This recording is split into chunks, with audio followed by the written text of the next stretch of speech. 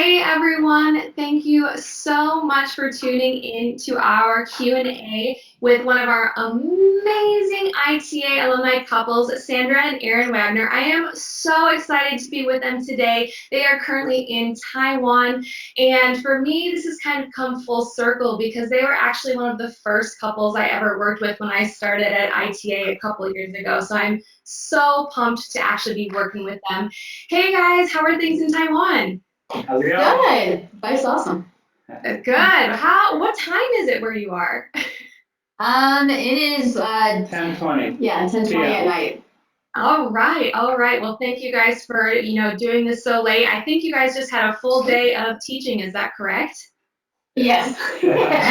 It's easy. Well, you guys look great for a full day of teaching. I'm pretty impressed. That's a long day to go from that, and then now to be full on this. But thank you guys so much. Like I said, I'm so excited.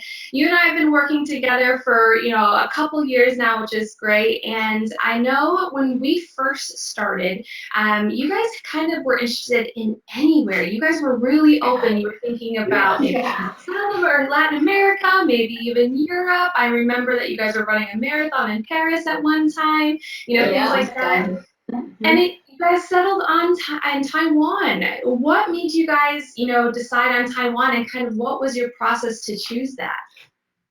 Yeah, well, I'm a lister, so I definitely did like pros and cons. But then my pros and cons were kind of matching because in my brain they had to match. So I kind of struggled with that. We sat down with family and went over our different options. We applied for jobs everywhere. And then as we started getting offers back, we started weighing in like what were the benefits of each. And ultimately, we kind of narrowed it down to Asia. And then from Asia, we narrowed it down to like how much we were going to get paid and what overall life was going to be like. And then we kind of actually, through talking to you, you kind of mentioned Taiwan, which was not on our radar. Aaron's a surfer, and so you mentioned that there was surfing in Taiwan, which you quickly Googled. Well, she had said, okay, it's a good place to go for surfing. And I think you called it like the Jamaica of the East. And so I started looking at the weather, and so I'm big on weather. And so I looked at the weather and thought, oh, this is kind of a cool place. And then in the end, my school was Monday through Friday, and it was the only school out of like 20 schools like all over the world that we applied for that was Monday through Friday, and that's what like definitively kind of sealed the deal for us. On the weekends off is awesome because there's a lot of other teachers who they work Monday through Saturday, and they work a half day on Saturday, and by the time they get off, it's hard to get out and explore on the weekends, which we don't have.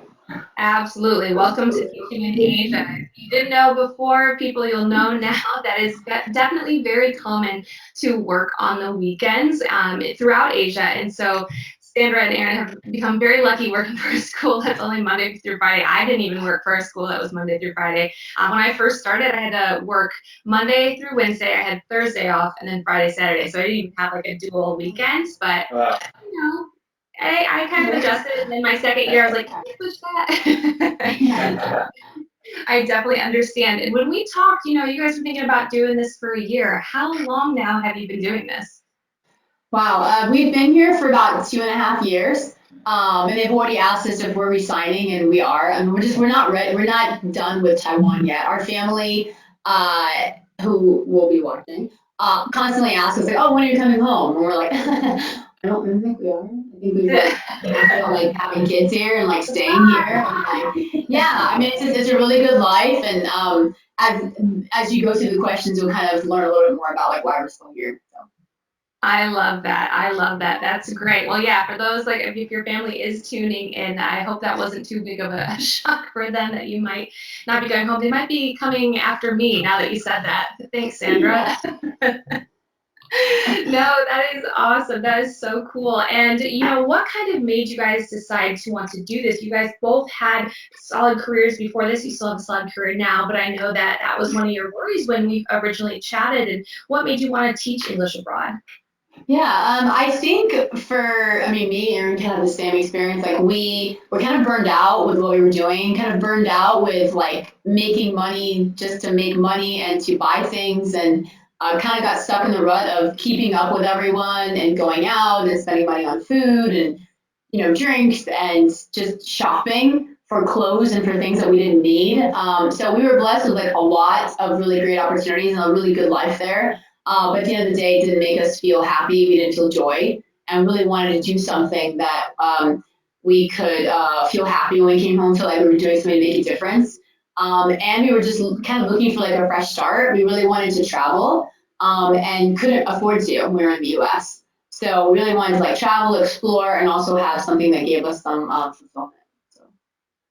That makes a lot of sense. Being in a classroom and seeing those changes, I mean, talk about having some fulfilling life moments. I still think about those, like, teaching someone how to read, or, if they finally get that grammar concept and you're like, yes, it's all making sense now.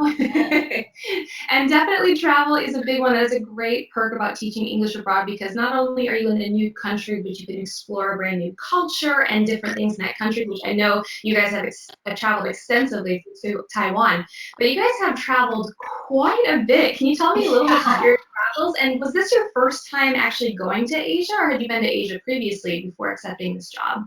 Yeah, this was our first time to Asia. We've always wanted to come out to Asia, but we're glad we chose Taiwan. But again, to your question, where are some of the places we've been? Japan, Bali, South Korea, Vietnam, Thailand, New Zealand, Hong Kong, Singapore. I can't even remember. I counted. There's Cambodia. Cambodia. I think I counted the other day, and it was like 30. We've been to 13 countries together. Being in Taiwan, like in the 2.5 years, we've been to 13 countries, which is like last year was like definitely our marathon country. I think we went to 8 of them last year, and it was exhausting, but it was really fun. Yeah. Absolutely. And while teaching a full-time job on top of that, definitely not.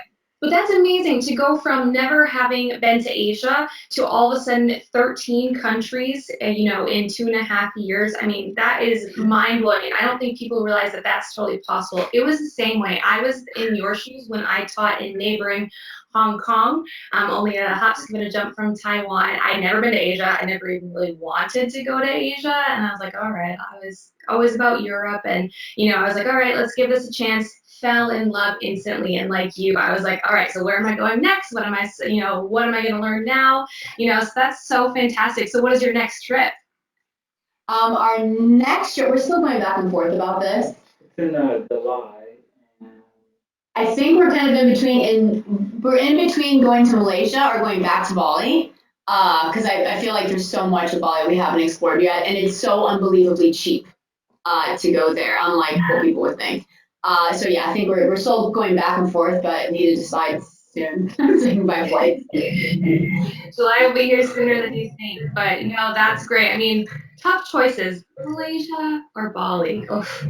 Definitely a first world problem. I know. Have you guys made it back to the States yet, or have you had family and friends come visit you in Taiwan? We've done both. We've gone back to the States twice, and some of Sandra's friends have came here. My parents came here. There's definitely constantly people that are asking to come and visit us. So, because it's one of those places that I think through like Instagram has kind of made Taiwan really popular.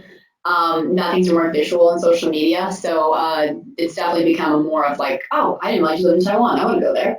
A lot of people think, a lot of people think we live in Thailand, and it's like so hard to describe. Like, okay, no, Taiwan, not Thailand. Yeah. How's life in Thailand? Oh, I was just gonna bring that up too, because we hear that all the time. They're like, Taiwan? Well, what is that? You mean Thailand, right? I'm like, no, totally two different places entirely. And most people don't even know it, because obviously, kind of like Hong Kong, Taiwan is very small. And most people, just think of China, Japan, South Korea. So when it comes to that, were you thinking any of those 3 popular ones? Do you get a lot of people who are like, where are you even? Yeah, I definitely have a friend last year that messaged me and said, oh, we're going to be in your area. We really want to see you in a month. Okay, great. So she messages me and says, okay, so we're here. We're going to go to this elephant nature reserve. It's a sanctuary. And I'm like, that's not like, I'm like in Taiwan. And she's like, yeah. So we're here. We want to see you. Can you meet us at this hotel? And I click on the link and it's in Thailand. And I was like, I'm not in Thailand. Like I can't go to this elephant sanctuary that I really want to go to this weekend. Now I'm really sad because I thought you were coming here. Now you're not. I live in Taiwan. And literally had to like send her an image of like Thailand's here, Taiwan's here. Like it's totally different. And she was like, oh, well, I didn't know you lived there. I guess I should have bought flights there and bought flights to like the wrong country because she assumed that's where I lived. She did other stuff there, but it was like a disappointment for her, funny for me, that she like picked the wrong country. But in answering your question about why we chose Taiwan over popular like big hitters like Japan and South Korea, we did interview and we did get hired for jobs in both countries. But ultimately, like I said, Monday through Friday was like big for us. And also the weather. I don't like cold weather. I really kind of suffer from like feeling uncomfortable and kind of getting like the moody blues if it's cold. In Taiwan, like you mentioned, it feels like Jamaica. It's very similar to Florida weather. It's very tropical. There's always some kind of a breeze. There's a wind. Don't get me wrong, it definitely does get hot here and it gets cold, like in the, it's like 68, 69. Yeah. That's like get your sweater out weather, and people are like, big puff jackets. And so I guess cold here, but nothing like the other countries that we were looking at. I couldn't do snow. And they're more expensive. Like we've definitely been to travel to those countries, which is fun to go and visit and, spend money. But I didn't want to I felt like if I moved there, my life would be very similar to the US and I'd fall back in my traps of consuming too many things and buying too many things and keeping up with other people there. And I didn't want to fall back in that trap again. I wanted to actually live in a place and learn about the culture and just save money and use my time traveling instead of, going to classes and doing things I didn't need to do. Absolutely. And in a place like Taiwan, it is still extremely rich in culture, which maybe not a lot of people think, as I mentioned. And you mentioned, it's Jamaica of Asia, they call it and it has a huge Chinese influence. They obviously speak Chinese, Putonghua there, and you guys are actually in a smaller city. If people have heard of Taiwan, most people think of Taipei. But you guys are in Taiwan, right? Yeah, we're in Taiwan. Mm-hmm. Yeah, and so what made you guys decide there, and how is that compared to Taiwan? Is it still a big city, bustling city? Is it laid back? Sure. So it's definitely way more laid back than Taipei. Taipei, think like, Manhattan, it's a big city. There's metros, there's bustling, everybody's busy. Don't look at me, don't talk to me. Here it's definitely more of like a cultural experience. There's temples, there's still movie theaters and restaurants. But it's definitely a calmer feel. People ride bicycles, they ride scooters, not cars so much. So you definitely can get more in tune with the culture. People are really friendly and definitely go out of their way to help you. And again, saving money. I have a friend that pays 8 times the amount that I do in rent for the same size apartment simply because she lives 2 hours from me. So Taipei is only about a 2-hour trip or 45 minutes on the high-speed rail. So I can still go here on the weekends and still save money and travel. She lives in Taipei. Don't get me wrong, I love Taipei.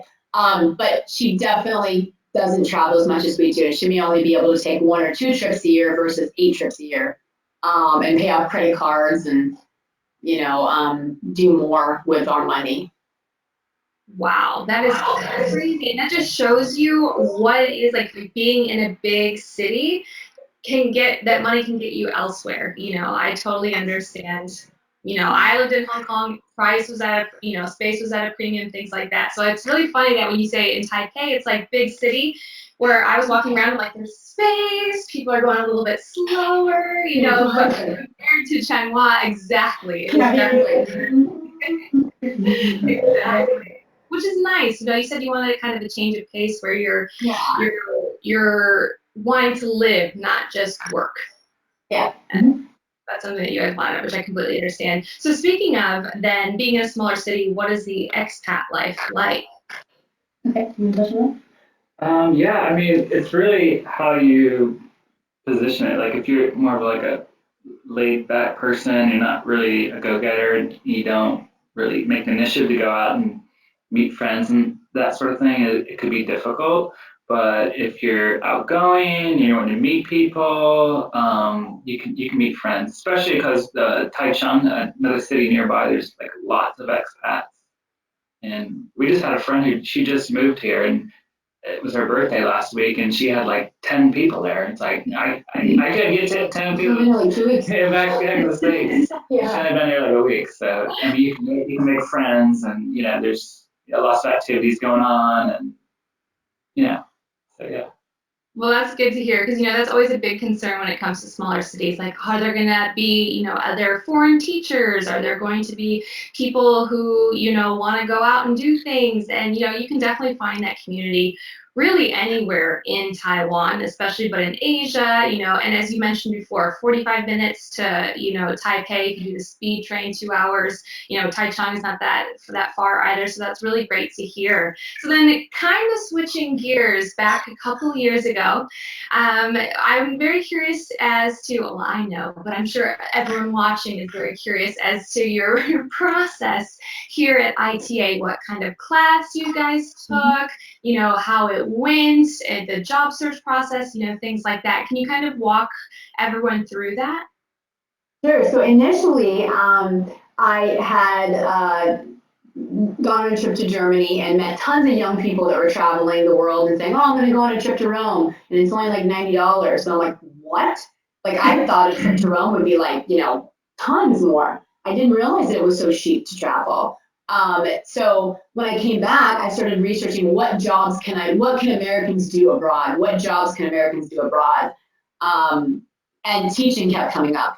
And ITA kept popping up a lot. And actually, coincidentally, I have a friend who went to ITA. Like, I think probably was like your first graduating class. And he said, "Oh, I went to this school, International TEFL Academy, may be interested in that." So, I'm still doing my research. Thanks. And I remember him saying it's in Chicago. And so I said, "Let me just keep doing my research. Maybe there's a better deal I can find." And so I kept doing research, and I kept finding better deals, but then a list of complaints about how nobody helped them. There was no job search guidance, or kind of abandoned after paying for the training. And I circled back around this, and in a link and said, "Oh, I found this school." I forgot the name of the school that he told me. I wasn't really listening. I said, "I found this school. It's awesome." Like, I talked to a recruiter. They seem like they're really excited, and they all of them have taught before, and I'm going to sign up for this school. It's worth the money. I'm going to do it. This is a school. And he's like, "Are you kidding me? That's a school I sent you like 2 months ago. And that's where I graduated from." He's like, "I think I was your first class." And I was like, "Are you serious?" And he's like, "Yeah." And he's, I think he has his doctorate degree now, and he's a professor, and he had taught in Spain and traveled the world. And now, he's excited to see where we've been now. But so the process was easy. We took the online course. So once we started the class, our teacher was really great about communicating with us and answering any questions that we had. So that was really nice. We turned in all the projects right away. We did anything that was extra credit, and we did it to make sure we got any extra points, because I was so nervous about tests.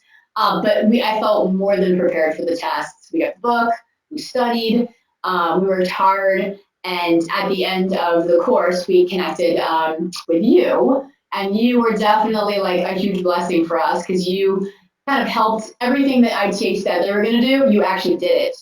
And you're still doing it 2.5 years later. You're still in the same place. And we're still talking. So if anybody's on the fence or thinking that it's not real, or they're not really going to help you, or they drop off, they don't. You're not going. And it's definitely one of the best things that we've done. Life-changing for us. I love to hear that. No, obviously, yeah.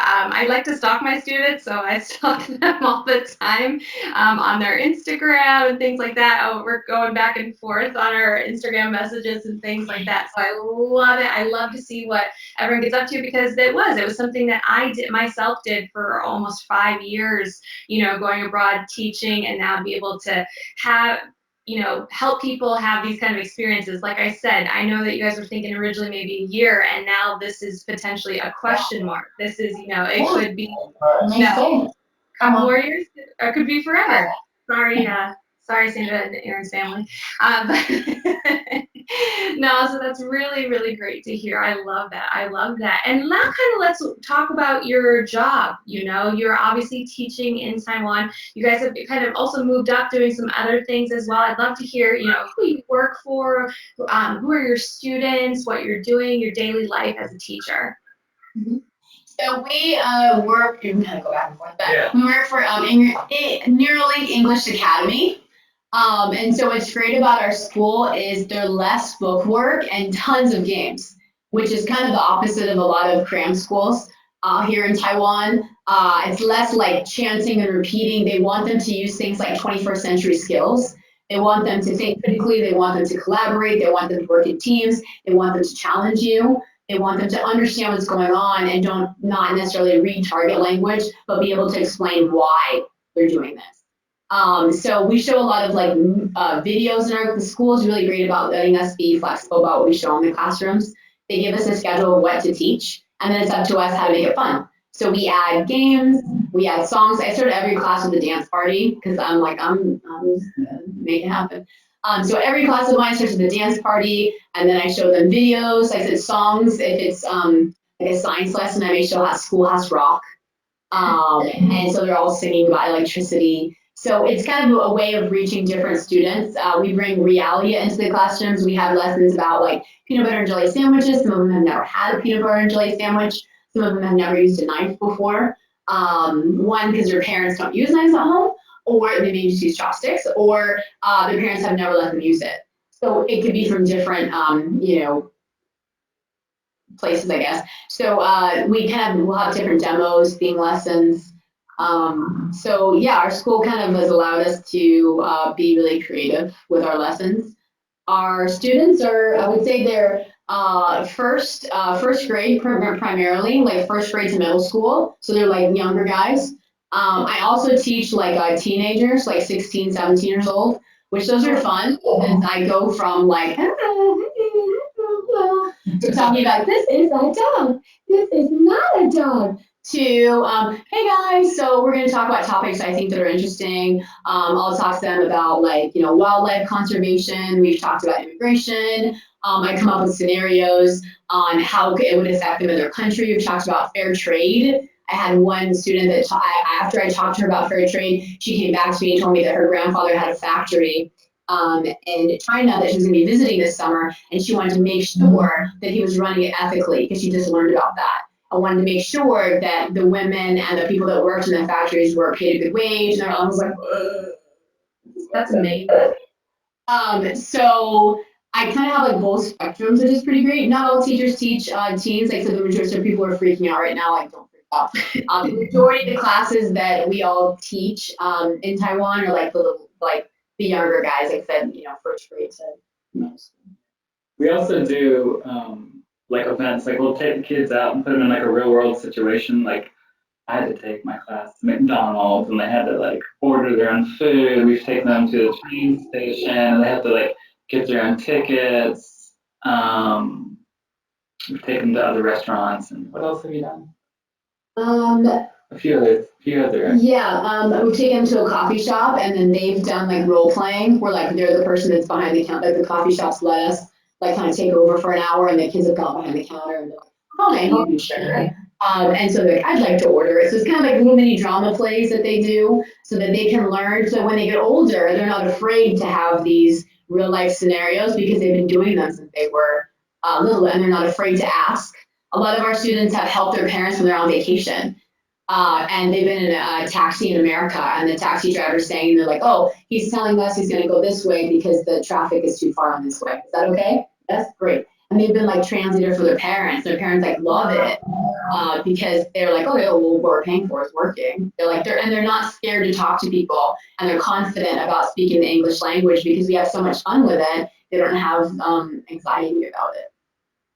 That is so cool and totally opposite of how, I don't know what you guys studied, but totally opposite of what I learned when I was studying a second language, growing up as well. I can conjugate a verb, do things like that. Put me in a real life scenario, I was like, I don't speak it, I don't know, so it's so true. And I remember, as you said, very different from cram schools.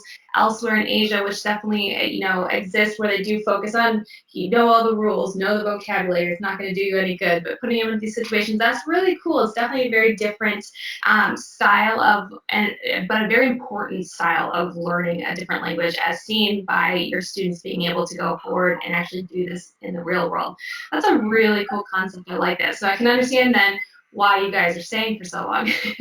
Yes, like it feels like comfortable, and we don't have any anxiety or stress at work. We just go in and we do what we gotta do, and then we come home. Like it's a very like relaxed pace. The kids are happy, we're happy. Like management's very involved. Like we feel good. I love it. I love it. So then I know it was a little while ago, but do you guys remember, your interview process and, your actual getting the ARC permit process and things like that? And since you've been there for so long, how does it go about going, getting a renewal of your visa? So Okay, so you can start. well, the interview process was great. We went through the Dave's ESL. Yeah. We went through Dave's ESL cafe, but first we kind of talked with you guys, and you guys kind of gave some tips on where to look, and we sent out our resumes and everything. So then we found through Dave's ESL cafe, we found Neuralink English Academy. They set us up with a recruiter. We did a Skype interview. And then after that, we started going through all our paperwork and stuff. And then after that, basically just getting our plane tickets and moving here. And then our company, they handled our ARC visa. So yeah, everything went really smoothly. Yeah, so when you arrive in Taiwan, you arrive on a 90-day tourist visa. And it's free. You automatically get it. You didn't realize you have it. Like, boom, welcome to Taiwan. You automatically get it for 90 days. And so once you have that, the minute you set foot into the school, they start processing your visa paperwork. So at no point are you illegal. Like, you definitely get a work permit being here. They fill out all the visa paperwork for you because it's easier for them. Like, they do it in Chinese, and they're like, sign here, sign here, sign here, sign here.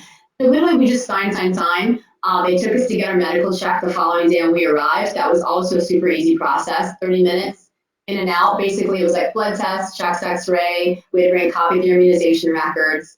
And then a doctor, kind of did a little mini interview with us to see if, do we feel comfortable? Like, do we feel healthy? Do we have any major diseases? No? Okay. Welcome to Taiwan.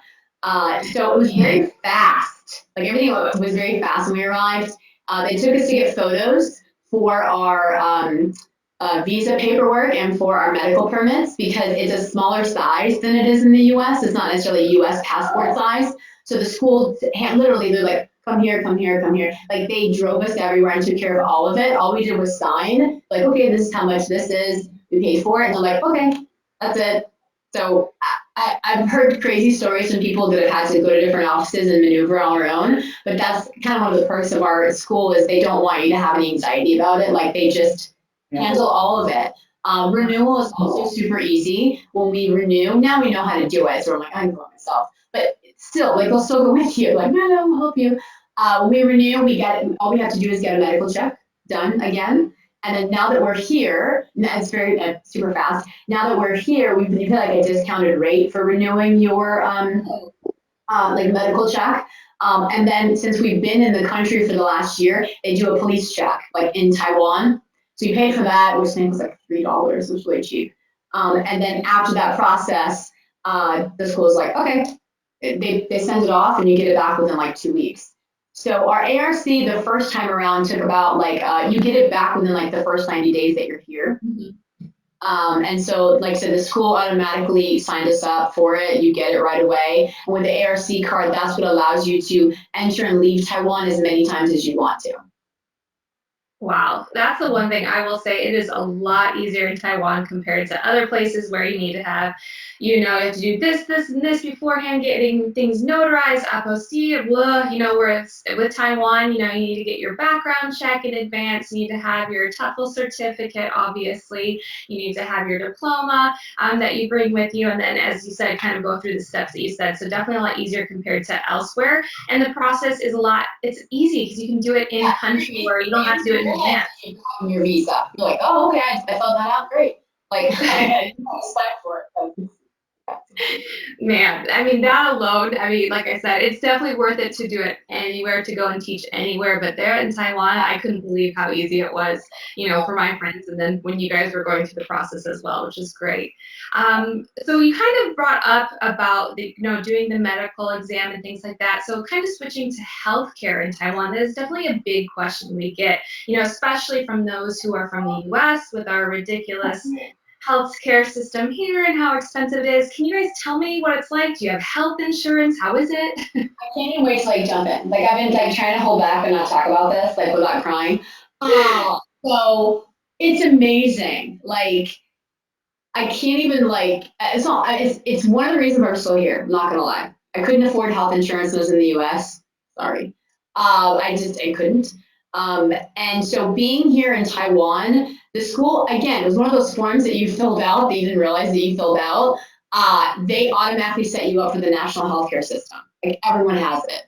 And so they auto deduct out of our check. We don't even notice it. Like it's like maybe $20 US dollars a month, which is again like it's so cheap. It's like you would notice it's gone. Yeah. And so you get your health insurance card usually within like the first or usually like let's say like second month that you're here. You can go to the doctor beforehand without it, which is still really cheap. But I'll tell you with the insurance and kind of without, so you can understand.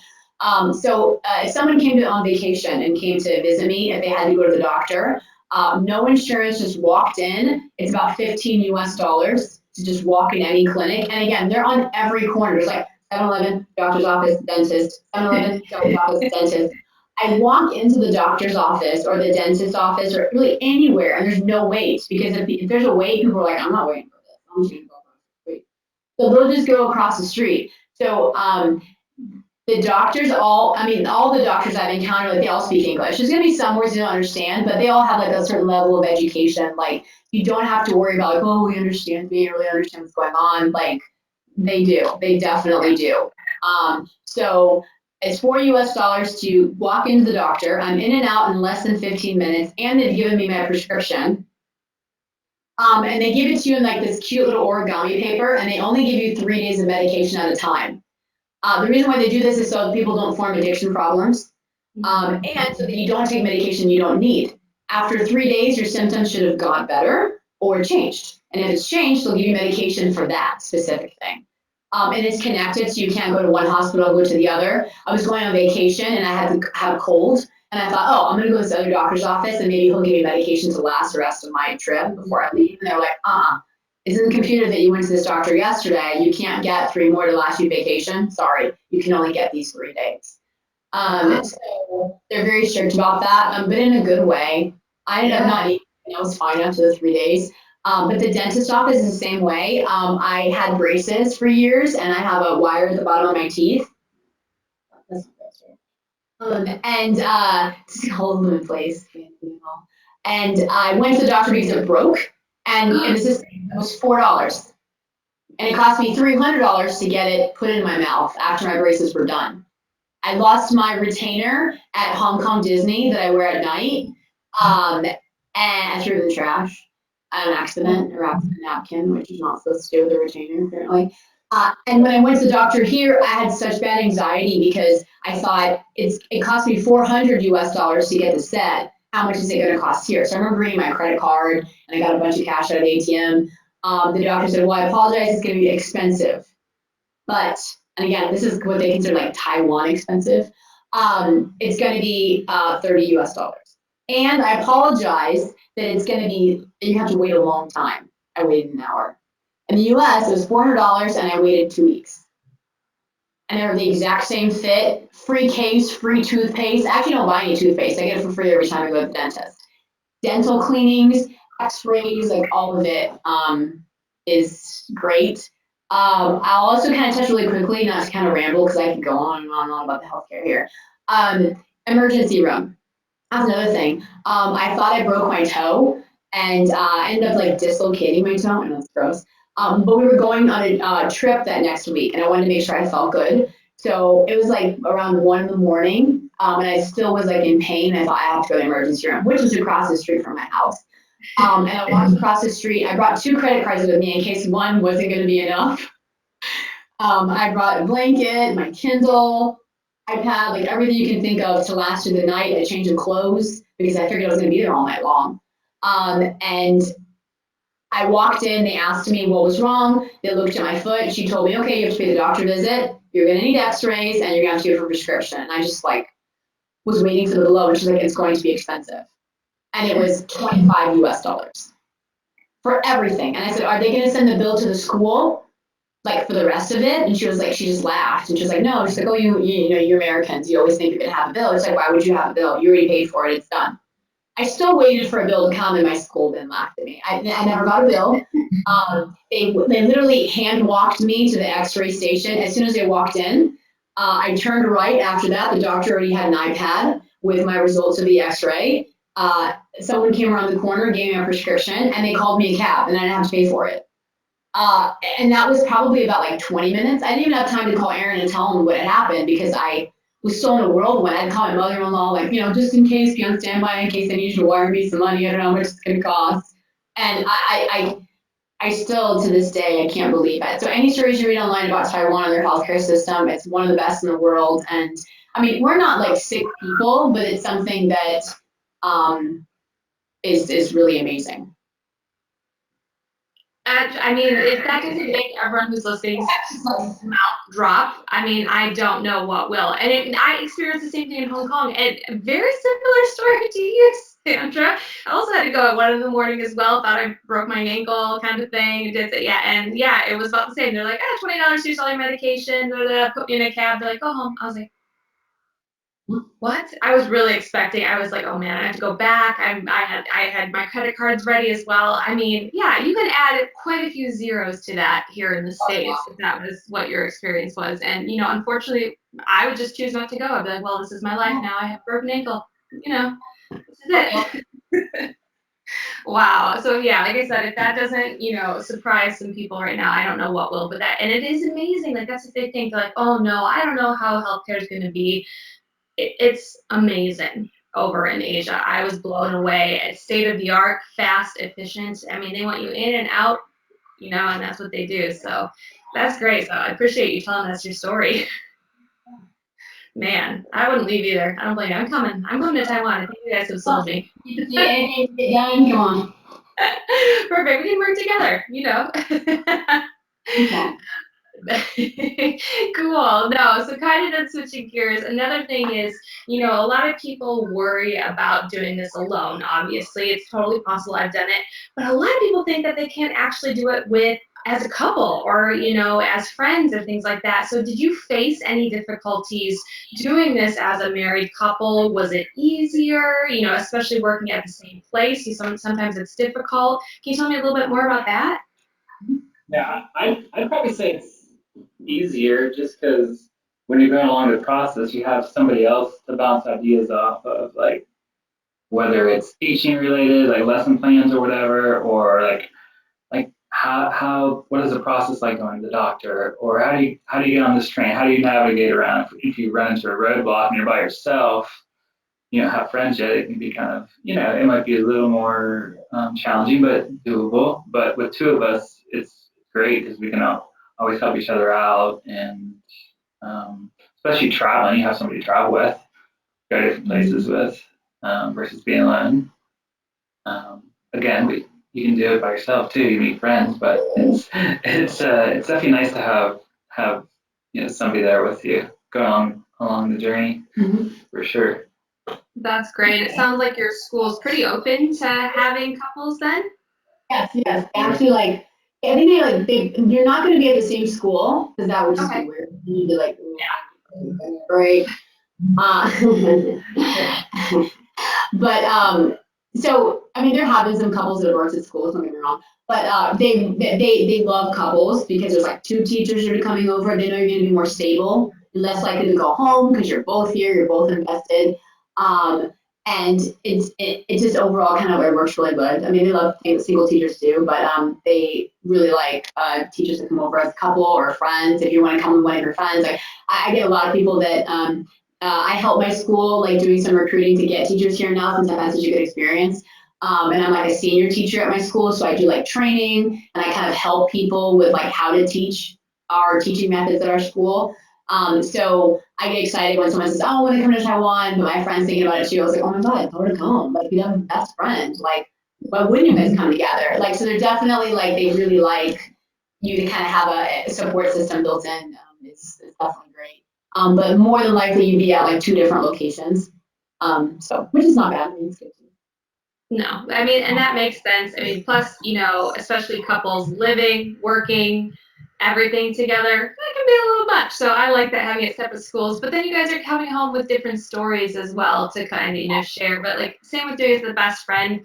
Believe me, I tried really hard to convince all my friends to do this. They just came to visit me instead. But it definitely is nice to have someone who's kind of going through it together who kind of understands, because when you go back home and tell stories, they're like, I just don't get it. And I'm like, Yeah. but then when you meet those people who are doing it with you, they just get it. And that's what it's like working here at International TEFL Academy. Obviously, we've all done it, so they get it, So it's really great that you guys were able to do it together. I love that.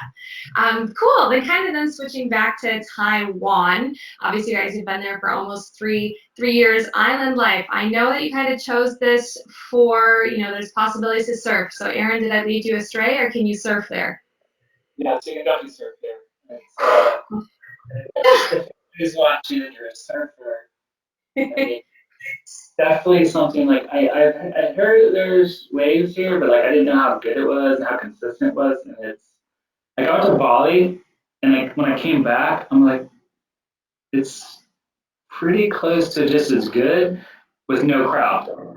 Like, so, like it gets world class here. The waves get world class, and when I go out and surf, like I found some spots where like I could go out and surf by myself if I wanted to. Like last time I surfed, I think there was maybe like 3 or 4 guys out, and it was like a really good, perfect day of surfing. So it's in terms of surfing, it's great. I love it. We also do like hikes and Yeah, and that's another reason. When we were looking for a place, I definitely wanted to go somewhere where I could surf, explore, and travel. Like I like doing more like adventurous things. So like there's tons of like really amazing hikes, waterfalls, that kind of thing. Again, when I go to waterfalls, it's usually me and sometimes there's a few locals there, but sometimes it's not. I usually go with a friend and do these scooter trips and just monkeys. Yeah, me and the monkeys. Yeah, there's a lot of monkeys here.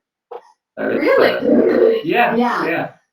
But I mean, depending on like where you're at, there's something for everybody. Like, if you're into like adventure and sports and surfing and hiking and that kind of thing, yeah, you can see some great places.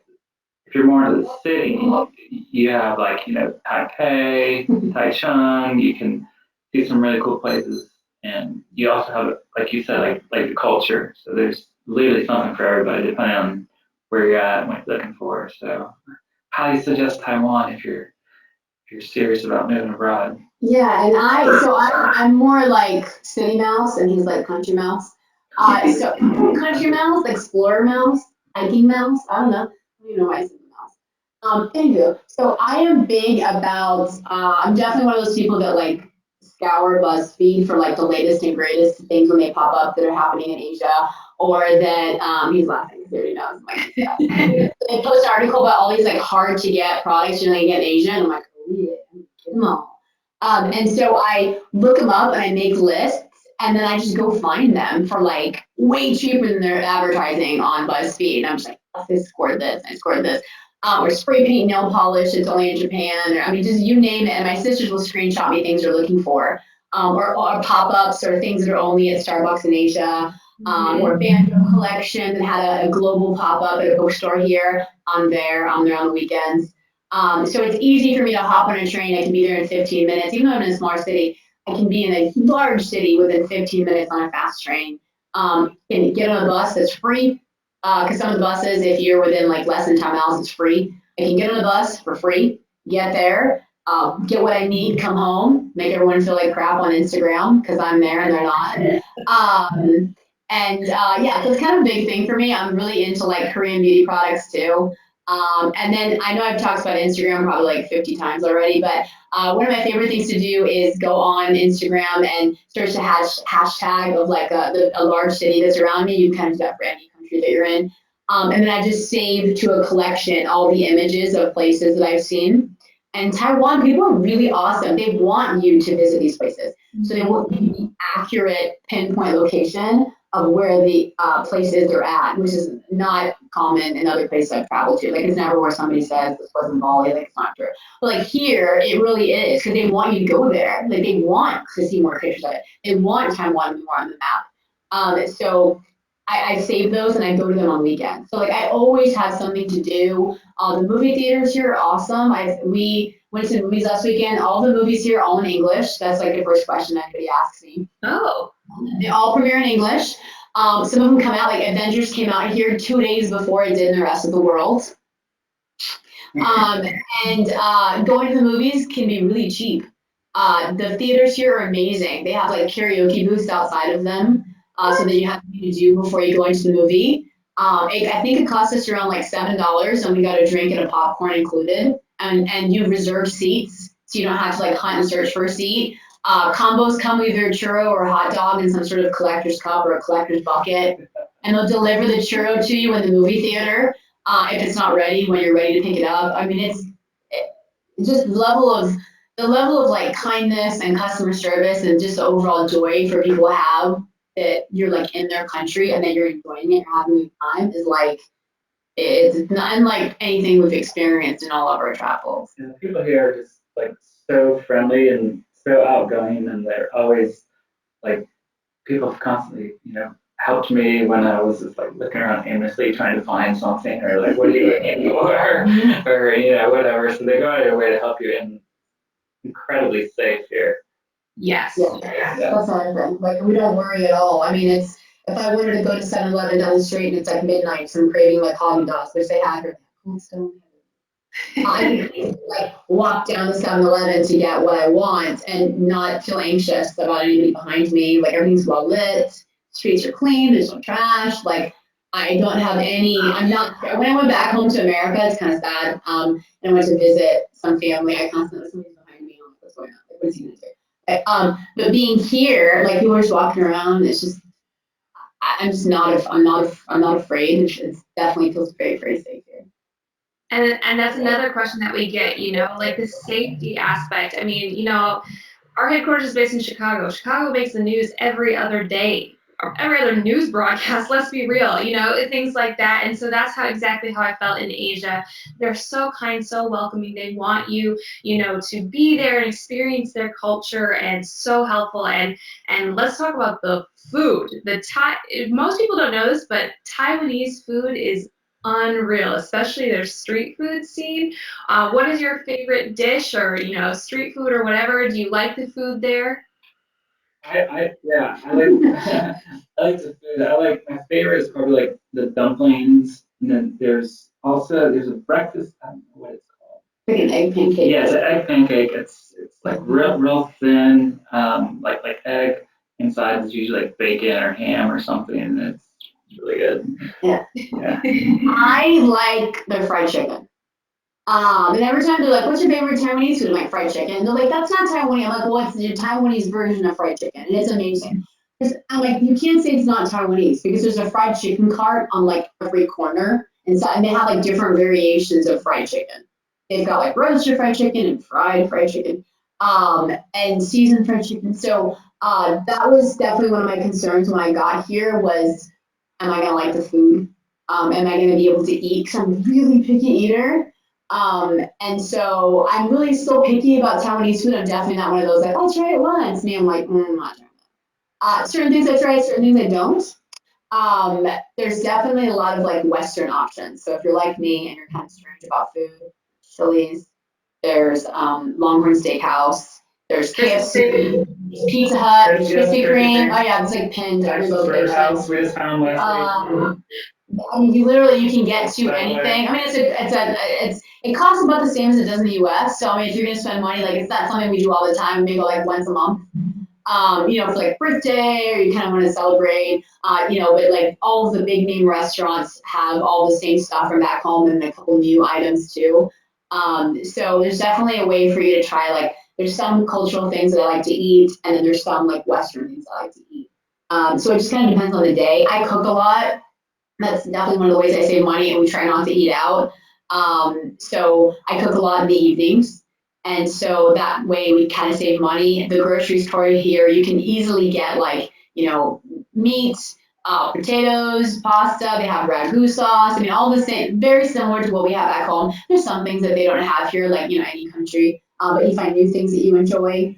And then it's just, I mean, overall, it's easy if you're more into like eating vegetables and you're like vegan. There's like tons of markets where you can get like fresh food, fresh vegetables that are open all the time, where you can literally buy them direct from farmers and you don't have to pay the grocery store. So there's literally like any kind of eater that you are, like you can find it here, and it's easy. And they go out of their way to use their phones and to translate with you to make sure you don't leave. Like if you wanted something without meat, wait, I can make one. Or if you wanted something with only chicken, wait, I don't have it here, but let me walk you to my friend. She's over here and she has chicken. I want her to make the money because I want you to enjoy the food here. Like, so they're definitely, there's all kinds of food for all kinds of people. So. Well, that's great. No, I was the same way. I was really picky when going into Asia. I had to be a little bit less picky, and now I'm definitely more open. But absolutely, I was that girl that brought my suitcase every time I came home with packets of taco seasoning and like French's yellow mustard. I think they spent like $300 at Walmart the last time I was there, and I was there for like 2 hours. So I'm like, what's wrong with me? I mean, no offense, I love Walmart. But one suitcase was literally like tons of snacks and things I couldn't find here. And like the spices, I love adobo. So I have about like, 10 cases of adobo. And then I have like, I love cooking with, or I love putting truffle oil on like my popcorn with like sea salt. And couldn't find truffle oil here. So there's certain things I buy when I go home and bring, or I can have family send. So I'm the same way. I'm the same way when I was doing it too, so I completely understand. Oh, well, this has been so fantastic. I don't want this to end because I'm just learning so much more about Taiwan. I thought I knew a lot about Taiwan, and you guys are also just kind of blowing my mind. And I know that you have given us a wealth of information, which is going to be so great for everyone who is watching. My last question then for you, because I know it's getting pretty late, is if someone is looking to do this, why should they do it, and why should they go to Taiwan? Oh my gosh, saving money. If you have bills you need to pay, debts, you could be debt free being here, which is so crazy. And still travel. I mean, we paid off like 2 credit cards being here. We've got like, when we went back to the US, we started investing with like Edward Jones. Like, I never thought I would be one of those people that had like stocks and options and saving, like multiple savings accounts. And so if you're on the fence about like teaching and you're worried that you have bills, like it's okay. Like, you definitely, if you choose a country where you're making a good amount of money and you're able to save money, you're living in a smaller town, even if you're not, you can still save and be frugal. I have a coworker who is single and he saves about $1,000 a month. And he's using it to pay for grad school. We're putting money aside and doing some investing when we go back to the US so that we can, like, we want to buy a tiny house or buy like a container house or something and then rent it out like Airbnb style so we can keep traveling. So that's kind of like a future plan, or buy a villa in Bali. So that's a plan for us. And when I tell my friends these things, they're like, seriously, like, who are you? Like, 2.5 years ago, you were like, I'm not going to lie, we had credit card debt. Like, I was sad. I had a lot of stuff. I drove a really fancy car. I lived a really great life that was very like superficial. Not that you can't have those things here. You still can if that's how you want to live. No judgment on that. But I'm able to like live the life that I never thought I would be able to do. I've been to countries that I never thought I would go to. Been to places that our friends and family have like dreamed of, but we're like, we're just gonna go there. It was okay. We went there for like, like Hong Kong's only an hour and a half away. There's definitely tons of places you can go to for close. So if you're on the fence and you have debt and you're worried about it, like, you will definitely pay it off by coming to Taiwan. If you're worried about like the medical, it's taken care of. Dental, you want to get braces, come here. I'm really good at like, give me a problem of why you think you shouldn't come here, and I can tell you how Taiwan will move the sun and the moon to make it happen for you. And also getting certified through like ITA was like the best thing we've ever done. Like I will be an ITA cheerleader like forever.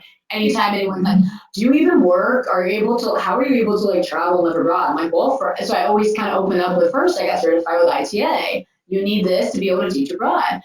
So I always open up with that. Like, thank you, Aaron. Like, we're going to try not to get all teary-eyed right now. But like, not Aaron. Aaron with an A, not Aaron with an E.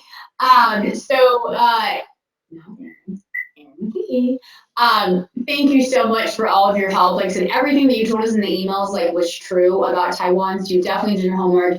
You did your research and you helped us so much. And even still being here, like meeting you, through email, and then getting to know you as a person, and you sharing your experiences you've been one of the best people that we've met in our life.